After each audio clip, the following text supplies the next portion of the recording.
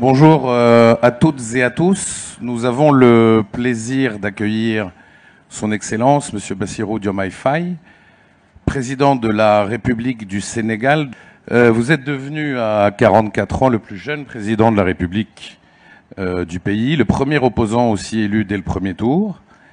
Ancien inspecteur des finances, vous incarnez avec votre formation une profonde volonté de rupture, à la fois en termes de gouvernance, mais aussi dans votre vision du développement, les relations avec les partenaires internationaux, avec en toile de fond la défense de la souveraineté du Sénégal, quels que soient les domaines, qu'il s'agisse de sécurité alimentaire, de sécurité tout court, de numérique, on va en parler. Transition toute trouvée avec le thème de cet échange dédié à la souveraineté numérique du continent et cette question un tantinet manichéenne, mirage ou révolution en marche, de la nécessaire maîtrise des infrastructures numériques à la réduction de la dépendance vis-à-vis des acteurs étrangers, en passant par la réforme à mener pour faire du numérique un véritable levier de transformation structurelle pour nos pays. Nous allons revenir sur les choix stratégiques du Sénégal et les conditions d'une émergence d'une véritable souveraineté numérique africaine, continentale, donc durable. Monsieur le Président, on va d'abord parler de vision politique et justement, en quoi consiste votre vision de la souveraineté numérique du Sénégal et comment la conciliez-vous avec l'ouverture nécessaire, indispensable, c'est selon, avec les opérateurs étrangers?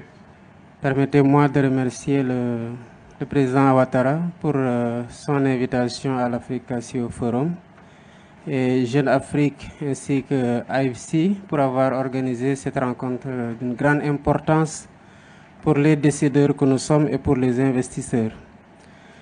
La souveraineté, la vision que nous en avons, c'est une vision stratégique prioritaire au Sénégal dans la mesure où nous considérons que c'est une révolution que nous ne pouvons pas rater après les autres révolutions qui se sont passées quasiment sans nous, je veux dire sans l'Afrique.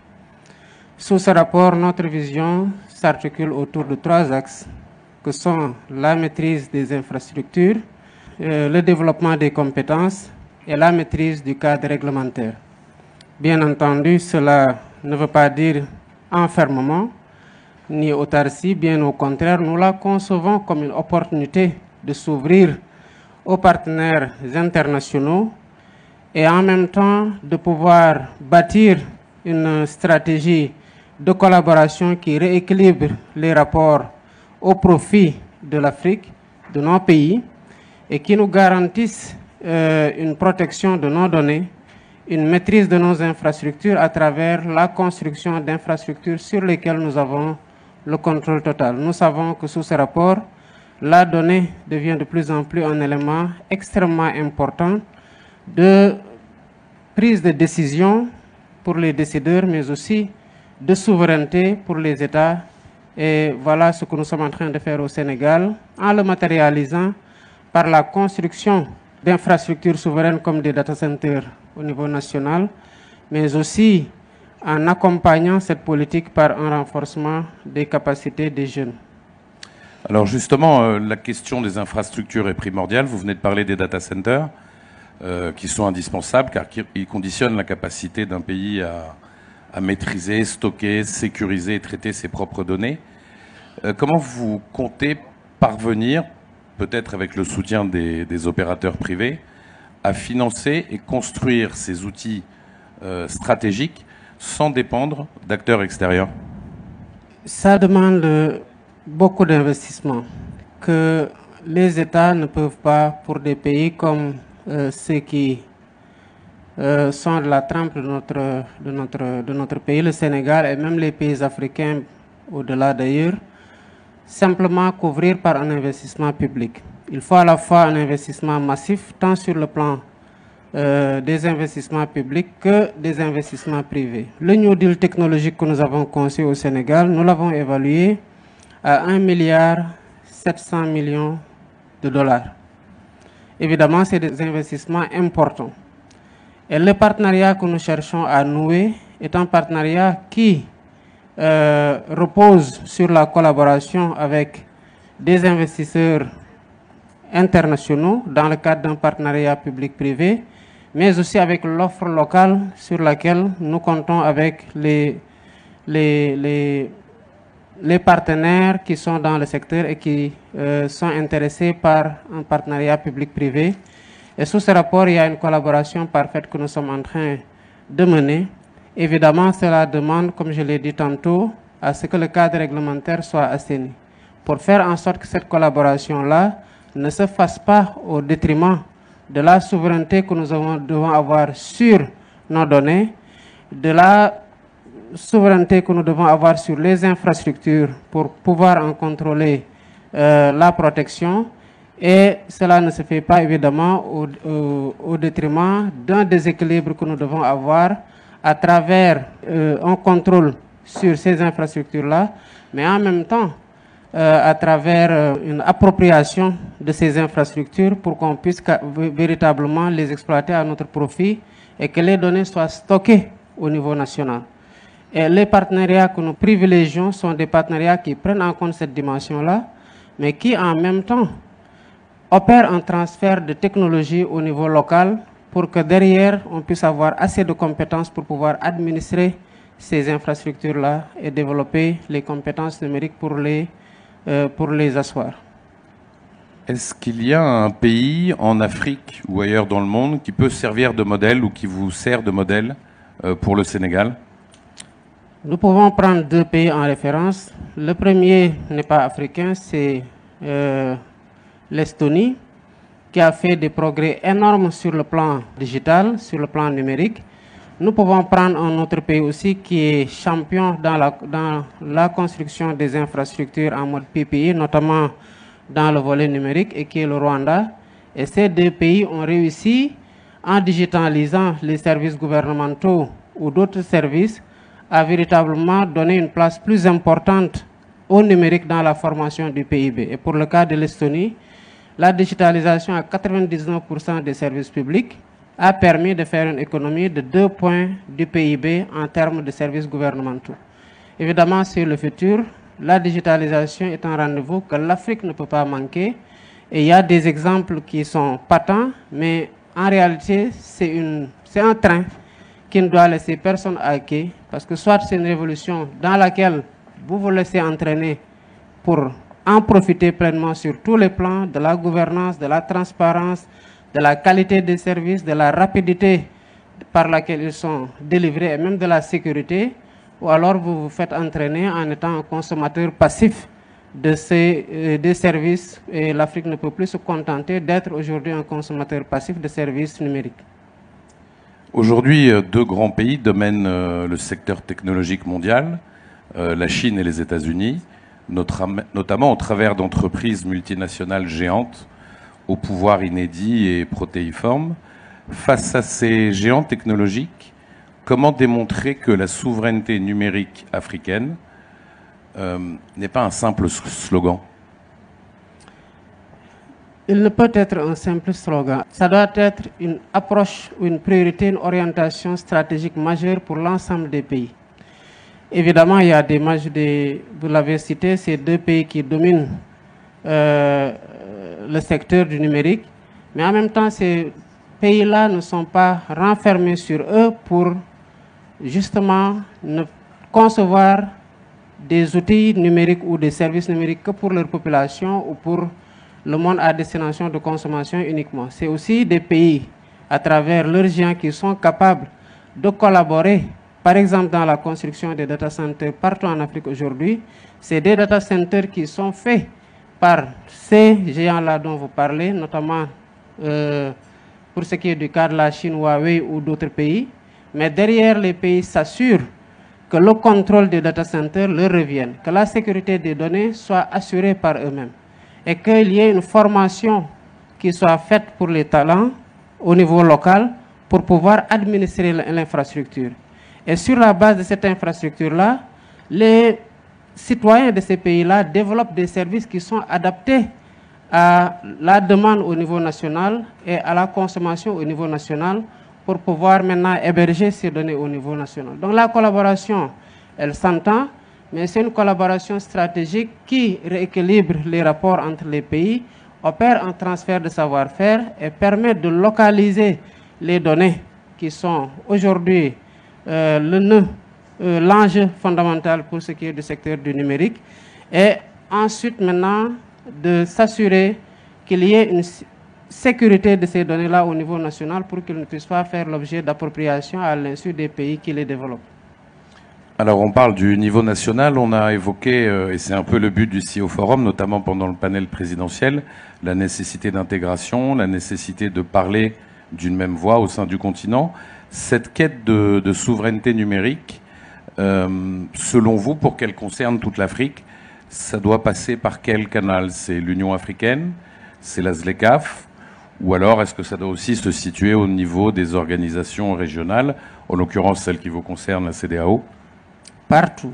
Je pense qu'il faut explorer toutes les stratifications organisationnelles au niveau de la ZLECAf, au niveau de la CEDEAO, au niveau d'autres entités régionales ou sous-régionales. Le réseau africain de cybersécurité est déjà un bon cadre de collaboration, en ce sens qu'une chose est d'avoir des infrastructures, une chose est de stocker les données, une autre est de pouvoir développer la sécurité nécessaire pour pouvoir les protéger et en garder l'appropriation complète. Sous ce rapport, tous les cadres doivent être des cadres de collaboration pour qu'il puisse y avoir une réponse concertée et que, surtout sur le plan réglementaire, qu'on puisse standardiser la réglementation pour nous assurer que l'intégration sous-régionale ne soit pas, à travers un pays, une porte de fragilité ou de vulnérabilité pour les autres pays qui interagissent dans le cadre d'union monétaire, d'union économique ou d'union douanière. Donc c'est à l'échelle de tous les cadres d'intégration régionale, sous-régionale ou communautaire qu'il faut organiser la réponse et qu'il faut organiser la législation pour, comme nous l'avons fait dans d'autres secteurs, l'harmoniser ou l'uniformiser pour être sûr que nous évoluons au même rythme sur le plan réglementaire et qu'il n'y ait pas de concurrence qui ouvre la porte à des vulnérabilités qui, passant par un pays, peuvent affecter d'autres pays. Vous sentez depuis votre prise de fonction, dans vos échanges, dans vos voyages, dans vos interlocutions avec vos homologues, vous sentez que cette prise de conscience est partagée par vos pairs? Oui, en effet. Vous savez, aujourd'hui, le numérique transforme la vie de tous les citoyens et donc de tous les États et s'impose aujourd'hui comme une opportunité, mais en même temps une contrainte pour les gouvernants. Dans beaucoup de pays, ou dans l'essentiel des pays, si on peut dire, aujourd'hui, l'ambition de digitalisation des services publics est un enjeu majeur. D'abord pour des raisons d'efficacité du service public, mais aussi pour ce qui est du nœud ou du nerf de la guerre, pour les raisons d'efficacité de collecte des ressources intérieures qui permettront de financer le développement. Donc, il n'y a pas de génération qui soit en déphasage par rapport à ça. Tous les pays s'y mettent. Et les pays qui se tardent à se mettre à l'ère de cette transformation numérique-là, évidemment, seront délaissés pour compte et auront du mal à rattraper le retard qu'ils sont en train d'accuser. Alors on parle de retard, je voudrais qu'on aborde un peu la question aussi de l'innovation et des startups africaines. L'Afrique subsaharienne francophone, dont le Sénégal, connaît un nombre assez faible de startups locales qui parviennent à attirer des financements de la part des capitaux investisseurs, contrairement à des pays comme le Nigeria, comme l'Afrique du Sud, l'Égypte ou le Kenya. Une des raisons fondamentales de ce retard, c'est que l'écosystème numérique local, donc encore une fois au Sénégal, mais pas seulement, en règle générale en Afrique francophone, et la chaîne de valeur nécessaire, ils sont très peu développés. Construire cette chaîne de valeur, fait-il partie de vos projets? Et si oui, comment vous comptez y parvenir? Parce qu'encore une fois, ce n'est pas qu'une question du rôle de l'État, mais c'est une chaîne beaucoup plus globale. Je suis tout à fait d'accord. C'est la raison pour laquelle, au niveau du Sénégal, il y a des problèmes que nous cherchons d'abord à régler. Nous sommes en train d'étendre la fibre optique. Même si nous avons un réseau extrêmement important, il y a des zones qui ne sont pas encore couvertes. Et à l'horizon 2030, nous voulons atteindre la couverture intégrale de tout le pays en 5G au moins. Ça, c'est pour permettre que les Sénégalais, où qu'ils soient, déjà puissent disposer de services numériques sans contrainte de connexion. Et c'est cela qui va permettre aux entreprises numériques, notamment les startups, de pouvoir donner une offre de service beaucoup plus large à l'ensemble des citoyens, où qu'ils soient à l'intérieur du pays. Nous avons au Sénégal conçu ce que nous avons appelé le Startup Act et le label Startup. C'est pour accompagner justement l'écosystème numérique dans la création de chaînes de valeur qui permettent d'intégrer les services numériques à la demande d'offres de services formulées par le public ou par le privé. Heureusement que dans cette ambition, nous sommes accompagnés par l'écosystème numérique, notamment les sociétés de télécommunications. Vous avez aujourd'hui, pour ne pas la citer, une entreprise comme Orange au Sénégal qui a le Orange Digital Factory, où il s'agit d'accompagner les jeunes, de les former, et derrière, il y a un accompagnement par un financement que nous sommes en train d'octroyer aux jeunes, et pour pouvoir les accompagner dans le développement et en faire en sorte que tous les talents puissent bénéficier de l'accompagnement de l'État à travers une infrastructure existante et un accompagnement soutenu dans le financement et dans l'encadrement. À défaut, il sera difficile de réussir le pari. Si on saisit le champ numérique comme étant déconnecté, on ne pourra pas créer une chaîne de valeur numérique, évidemment, qui est liée infrastructure, réglementation, développement de compétences et développement de services à travers la stimulation de la recherche et de l'innovation. Et au Sénégal, nous avons quand même des résultats qui font la fierté du pays, au regard même des récentes consécrations qu'on a, mais aussi c'est un secteur qui attire énormément de jeunes et qui font que ces jeunes-là sont dans une certaine compétition qui stimule la création et l'innovation dans le secteur du numérique. Dernière question, Monsieur le Président. Si vous deviez décider d'une mesure prioritaire, la priorité absolue, pour renforcer la souveraineté numérique d'ici 2030, quelle serait-elle? Difficile de dire que c'est une seule mesure parce qu'elle se tient en réalité. On aura beau vouloir développer le numérique, sans connectivité, on ne peut pas le faire. Il faut déjà un intrant principal qui est la connexion. Et la connexion surtout à haut débit, de qualité partout dans le monde pour que les services puissent profiter à l'ensemble des citoyens qui les utilisent et qu'il y ait une génération importante de données sur la base de laquelle aussi d'autres applications peuvent être développées et répliquées. Ensuite, il y a le cadre réglementaire qui doit prendre en charge deux choses. La première, c'est déjà l'incitation à l'investissement pour la rentabilité de ceux qui se déploient dans le secteur. La deuxième, c'est la protection des données sur le plan aussi de leur sécurité au niveau national pour le public que aussi pour le privé. Et la dernière, c'est le développement de compétences qui est extrêmement important. Il nous faut développer des compétences numériques en masse pour faire en sorte que tous ces services-là et toutes ces infrastructures-là puissent être administrés par des compétences qui n'ont pas grand-chose à envier à ceux qui font la meilleure chose aujourd'hui dans le monde, dans le secteur. Et sous ce rapport, c'est trois choses qui se tiennent sur lesquelles il est extrêmement difficile de faire un arbitrage pour considérer que tel aspect est prioritaire sur tel autre. C'est des choses qu'il faut mener ensemble pour pouvoir réussir le New Deal technologique. Écoutez, on vous le souhaite. Merci beaucoup, Monsieur le Président, de nous avoir accordé votre temps pour cet échange. Merci beaucoup à vous. Merci.